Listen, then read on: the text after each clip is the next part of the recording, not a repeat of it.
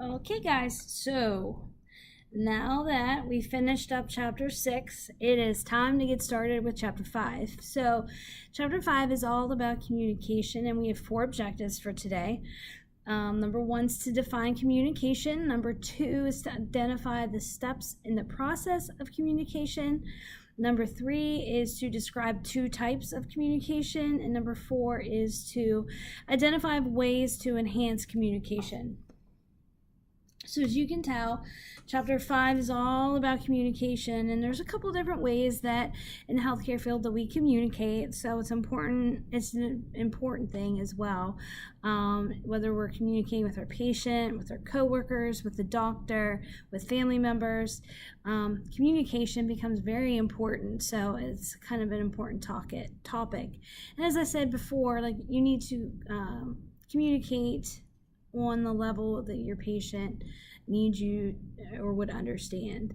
So let's first of all talk about what communication actually is. It is the process of exchanging information between at least 2 people. So it can be between you and one other person, or you and multiple people. Like even though I'm communicating with I can communicate with you individually. I can stand in front of the room and speak to all of you at once, and that's still communication. Now, there are 2 forms of communication. The first of which is verbal. So these are more deliberate actions. These are used to express a thought process or give specific information. So verbal communication is any type of spoken or written language. So it could be me talking to you, it could be me writing you a note, it could be me sending you an email, it could be me talking to you over the phone, anything that is written or spoken. Now, this would also include sign language. Now, even though people use their hands to communicate for sign language, the person's unable to speak. So them using their hands to communicate and speak for sign language is actually considered verbal communication. On the other hand, we have nonverbal communication. This is sometimes more subtle. These are the things that are not spoken, they are not written. Things like facial expressions, gestures, and body language. And even the tone of your voice can be considered a form of nonverbal communication. Think about if you've ever asked somebody how they were and they said, fine, okay? Do you really think that they're fine? No, the tone in their voice kind of implies that they're not fine. So it's a nonverbal communication at that point. Now there are 4 steps or 4 steps in the process of communication. The first of which is that the sender creates a message. Now, when we're talking communication, we're talking about a sender and a receiver. So the first step is that the sender creates a message. The second step is that they deliver the message. The third step is the receiver receives the message.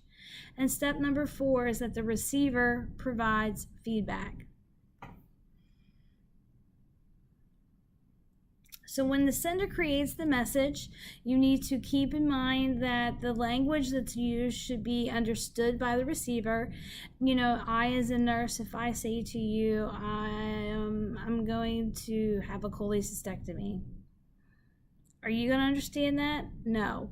But if I say I need my gallbladder removed, then you have a general idea. You might not know the specifics of the surgery, but you have a general idea. If you need an interpreter, so for instance, if somebody only speaks Spanish or only speaks Chinese or French, you need to get a translator. And in healthcare, we do have translation services provided in a different way. So depending on where you work, you would have to find out how they did that. Use simple words, speak clearly, speak loudly enough that you can be heard. And if it's written, organize it in a manner that's legible or easily understood. When it's time to go to that second step to deliver the message, speak face to face when you're communicating verbally. It could also include sending letters or emails, using telephones, using intercoms when you're in a hospital. Make sure if it's written that is legible. Doctors are notorious for not using legible handwriting. And make sure that whatever you're writing is able to be understood. So for instance, if somebody's blind, it would not do you any good to write them a message, okay? If someone's deaf, it wouldn't do you any good to call them over the phone if they didn't have one of the special phones that they need. So those are some things to keep in mind with delivering a message. When it comes to receiving the message, be an attentive listener. Be actually listening to what the person says, not what you think that they say.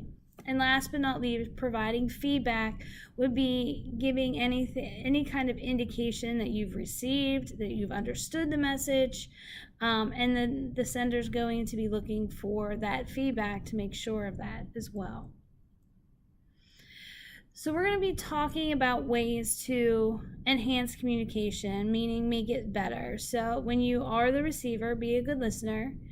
As I said, don't be listening and just think you know what they say. Actually listen to what is said. Make sure your message is clear. When you can, use open-ended questions to encourage the person to speak or to talk. And what I mean by an open-ended question is one that requires more of a yes or no answer. So for instance, if I say, is your name John Doe? You can answer that question with yes or no. So that is not an open-ended question. But if I say to you, what is your name? And you say John Doe, then that is an open-ended question because you have to provide me with more than yes or no. Use positive body language and a positive or pleasant tone of voice. And know that silence is communication. And sometimes just being there with the person or standing beside them, maybe gently touching them on the shoulder or something like that. All of that is communication as well. Things you want to be mindful of when you're the listener is not to interrupt the person who's speaking. Maybe to sit down or assume a relaxed posture. Make sure that you don't look rushed. Make eye contact and those kinds of things. As far as sending the message, speak so that you can be understood. Speak clearly. And communicate on the person's level. As far as body language goes, you need to be very mindful that you're not conveying a message that you don't want conveyed just by your body language. For instance, standing with your arms crossed or tapping your finger or tapping your feet, jingling the coins in your pocket, constantly looking toward the door that you're like ready to go, looking at your watch, things like that. Positive body language would be things like facing the person, nodding that you understand, smiling if it's appropriate, making vocal sounds that you're interested or that you understand, like, oh, yeah, things like that. Positioning yourself at eye level and providing a comforting touch.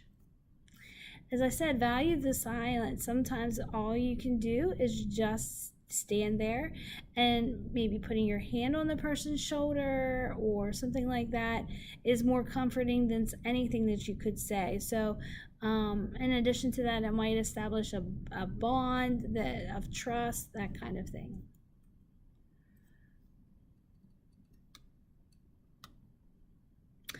Believe it or not, that is all that I have for you today. Make sure you do kind of look over your PowerPoint. There's some additional little notes in there that you may want to check out just kind of to review, but just communicating in a positive way, enhancing our communication is kind of where our focus is today. All right, so if you have any questions, shoot me an email, get in touch with me. You know how at this point, and we'll see you tomorrow.